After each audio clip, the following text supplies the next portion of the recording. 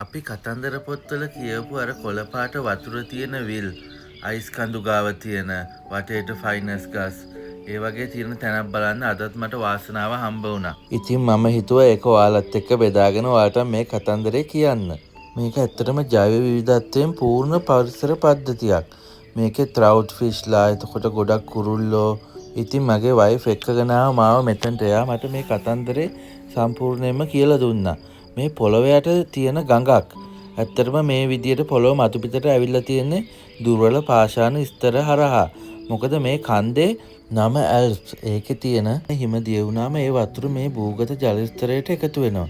ඒ කියන්නේ එතකොට මේ පොළොවේ යටින් ගලාගෙන යන ගඟට තව වතුර එකතු වුණාම ඒ එන පීඩනය නිසා තමයි මෙතනින් පොළොවේ මේ දුර්වල ස්තර අතරින් මේ වතුර උඩට ඇවිල්ලා තියෙන්නේ. එතකොට මේ කොළ පාට වෙන්න හේතුව තමයි මේ තියෙන පාෂාණය මේකේ. ඒක හරියට කිරිමැටි වගේ පසක් තියෙන්නේ. බලන්නකෝ ඉතින් හරිම ලස්සනයි මට මෙතනින් යන්න හිතෙන්නේ නැහැ ආවට පස්සේ. ඉතින් බලන්නකෝ සෝබා දහම කොච්චර අපූර්වද කියලා මේ වගේ දේවල් දකිද්දි මාරම නිදහසක් තියෙන්නේ. ඉතින් දවසම වුණා බලාගෙන ඉන්න පුළුවන්. මෙතන මාළු පීනන විදිය, වටේ ඉන්න කුරුල්ලොන්ගේ සද්දේ. ඉතින් කිසිම කෙනෙක් සද්දපද්ද නැහැ. ඇවිල්ලා පාඩුවේ පරිසරයේ විඳගෙන යනවා. ඉතින් අපි තවත් ලස්සන වීඩියෝ එකකින් හම්බ වෙමු.